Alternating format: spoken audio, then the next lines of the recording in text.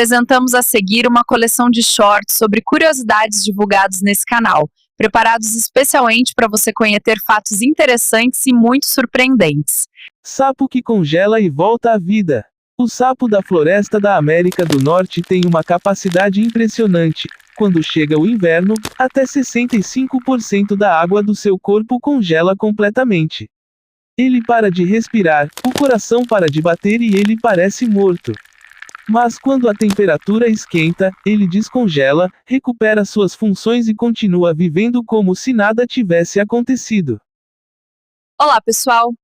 O morcego beija-flor, menor morcego do mundo, tem uma característica exótica: sua língua pode chegar a ser até 1,5 vezes o tamanho do seu próprio corpo.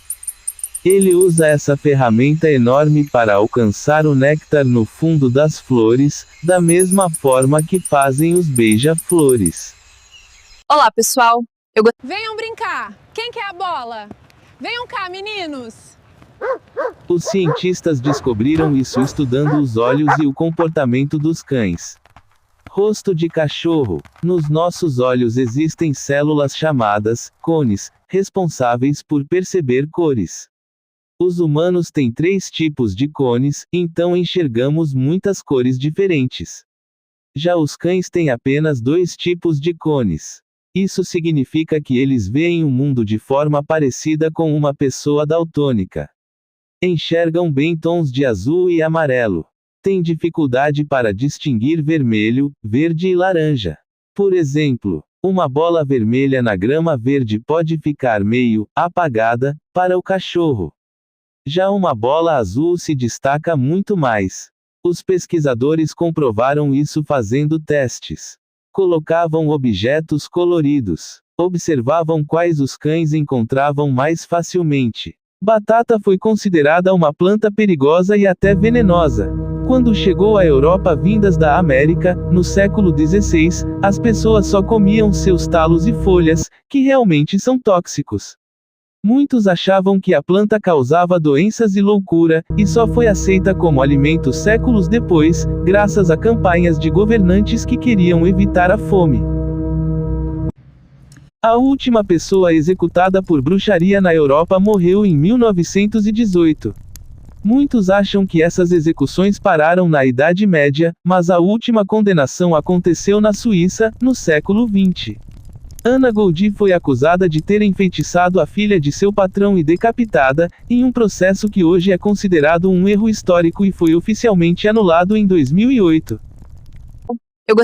A primeira aviadora do Brasil foi Ada Rogato.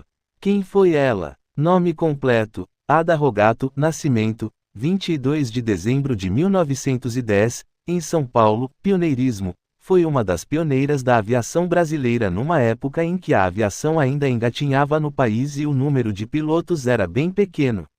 Feitos marcantes: Segunda Guerra Mundial, foi uma das pilotos civis que voluntariamente cumpriam missões de patrulhamento no litoral paulista. Reconhecimentos: primeira mulher a receber a Comenda Nacional de Mérito Aeronáutico, a Comenda Asas da Força Aérea Brasileira e o título de piloto honoris causa da FAB. Recordes: em 1952, foi a primeira piloto civil a pousar e decolar com avião de pequena potência no aeroporto de El Alto, em La Paz, na época o mais alto do mundo. Em 1956, foi a primeira aviadora a sobrevoar toda a selva amazônica sozinha, num monomotor sem rádio. Teve outra aviadora brasileira importante antes dela, Anésia Pinheiro Machado, que tirou brevet em 1922. Mas Ada Rogato é amplamente reconhecida como a primeira aviadora do Brasil, por seu pioneirismo e feitos históricos. Cecília Meirelles, a poetisa do Brasil. Cecília Meirelles foi uma das poetas mais importantes do Brasil. Nascida em 7 de novembro de 1901, no Rio de Janeiro, ela escreveu muitos poemas que falam sobre a vida, a natureza e os sentimentos. Cecília começou a escrever ainda jovem e publicou seu primeiro livro de poesias em 1919. Ela era também professora e trabalhou como jornalista. Sua vida foi cheia de viagens e experiências que a inspiraram a criar belos textos. Nos poemas de Cecília, encontramos temas como a passagem do tempo, a solidão e a beleza do mundo. Ela usava palavras simples, mas profundas, que tocam o coração das pessoas. Muitas vezes, seus versos falam sobre a infância e a saudade. Cecília Meirelles é lembrada até hoje por sua contribuição à literatura brasileira. Seus poemas encantam crianças e adultos, mostrando a importância da poesia na nossa vida. Olá, pessoal! O termo romance tem uma origem rica e interessante. Deriva do latim romanicus, que significa em língua românica. Inicialmente, referia-se a histórias escritas em línguas derivadas do latim. No século XII, romances eram narrativas em prosa ou verso que contavam aventuras de cavaleiros, muitas vezes com elementos de amor e heroísmo. Com o tempo, o romance evoluiu para incluir uma variedade de temas e estilos, explorando a psicologia dos personagens e a complexidade das relações humanas. A partir do século XVIII, o romance começou a se estabelecer como um gênero literário independente, refletindo a sociedade e as experiências individuais. Fonte. Ia. Escritores profícuos que marcaram a literatura. 1. Agatha Christie, conhecida como a Rainha do Crime, escreveu 66 romances e 14 coleções de contos, criando personagens icônicos como Hercule Poirot e Miss Marple. 2. Isaac Asimov, autor de mais de 500 livros, incluindo ficção científica e não ficção, sua série, Fundação, é uma das mais influentes do gênero. 3. Stephen King, com mais de 60 romances e centenas de contos, King é um mestre do terror e do suspense, conhecido por obras como It e The Shining. 4. Ray Bradbury, autor de Fahrenheit 451 e Crônicas Marcianas, escreveu mais de 30 livros e centenas de contos, explorando temas de sociedade e tecnologia. Não falhei. Apenas descobri 10.000 maneiras que não funcionam. Thomas Edison. Para a vinda da família real portuguesa ao Brasil em 1808, os números são impressionantes para a época, representando a transferência de quase toda a estrutura administrativa de um império. Quantas embarcações? Dom João VI não utilizou apenas caravelas, mas sim uma frota mista composta por 8 navios de linha, grandes embarcações de guerra, como a nau Príncipe Real, 4 fragatas, 3 corvetas, 2 brigue-escunas, cerca de 20 a 30 navios mercantes, utilizados para carregar os pertences, arquivos e a biblioteca real. No total, a esquadra portuguesa contava com cerca de 35 a 40 embarcações, além da escolta de navios da marinha inglesa. Quantas pessoas vieram? Não há um número exato nos registros oficiais, mas historiadores estimam que vieram entre 10.000 e 15.000 pessoas. Esse grupo não era composto apenas por homens, mas por toda a elite de Portugal. A família real e a nobreza. Funcionários públicos e juízes, militares e oficiais, membros da igreja, médicos, cozinheiros e criados. Essa viagem durou cerca de 54 dias em condições precárias e superlotadas, mudando para sempre o destino do Brasil. Entre 10.000 e 20.000 americanos imigraram para o Brasil após a Guerra de Secessão, entre 1865 e 1885. Conhecidos como confederados, a maioria era do sul do EUA e saiu principalmente por 3 motivos. Dom Pedro II incentivou, oferecia transporte subsidiado, terras baratas e isenções fiscais para cultivar algodão no Brasil, escravidão ainda era legal. O Brasil só aboliu em 1888, e muitos não queriam viver sem escravidão após a derrota, fugir da reconstrução, não queriam viver sob domínio do norte após perderem terras e status na guerra. Ninguém tem o número exato. A pesquisadora Beth Antunes de Oliveira encontrou registros no Porto do Rio de Janeiro de cerca de 20.000 americanos entrando entre 1865 a 1885. Outros historiadores estimam 10.000. Muitos se estabeleceram no interior de São Paulo e fundaram cidades como Americana e Santa Bárbara do Oeste. Uma parte voltou ao EUA quando a reconstrução terminou, mas a maioria ficou e adotou cidadania brasileira. Fundada por desbravamento bandeirante, a região do Rio Piancó foi explorada no final do século XVII por bandeirantes paulistas e baianos.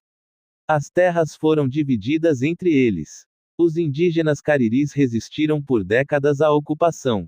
A luta só terminou nas primeiras décadas do século XVI, com a submissão total dos povos nativos. 9 aldeias deram origem a cidades. Documentos registram 9 aldeias cariris na região.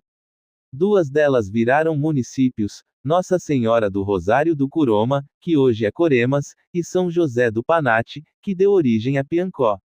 Quem primeiro criou fazendas de gado e construiu casas no vale foi o capitão Mor Manoel de Araújo Carvalho, após a paz com os Coremas em 8 de novembro de 1748.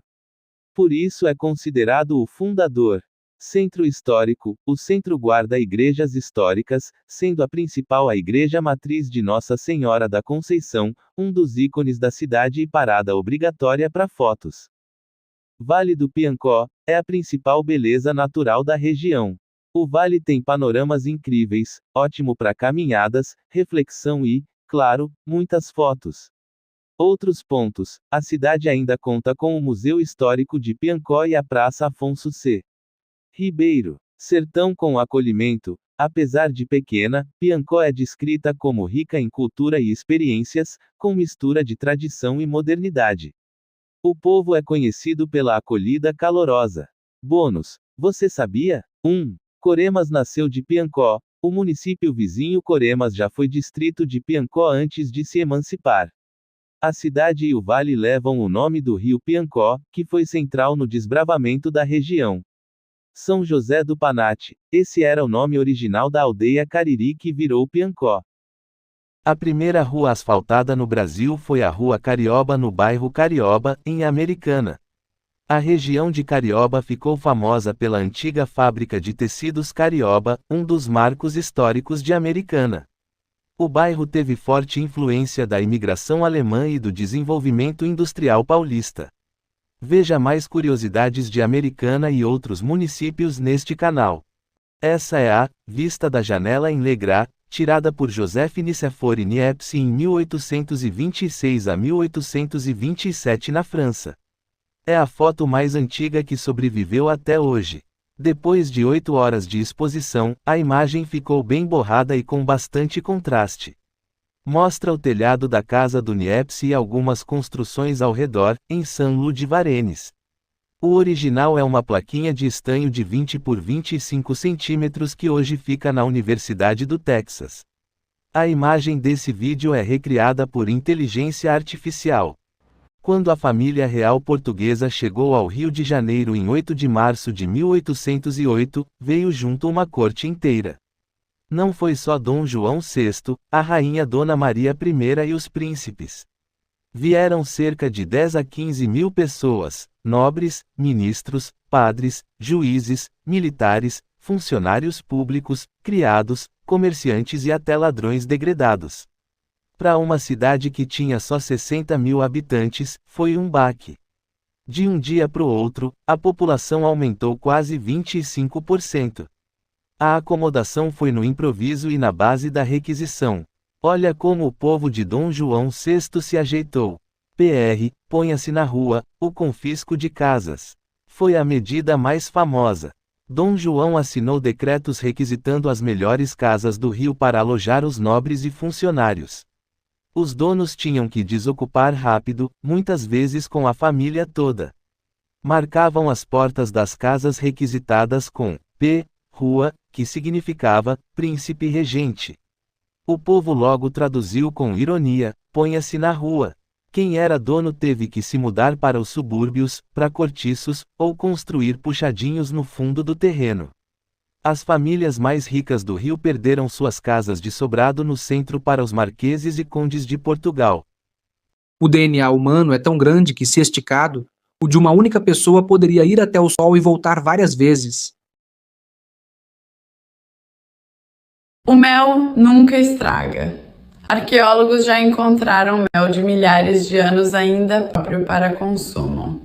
Um dia em Vênus dura mais que um ano lá. O planeta demora mais para girar em torno de si mesmo do que para dar a volta ao Sol.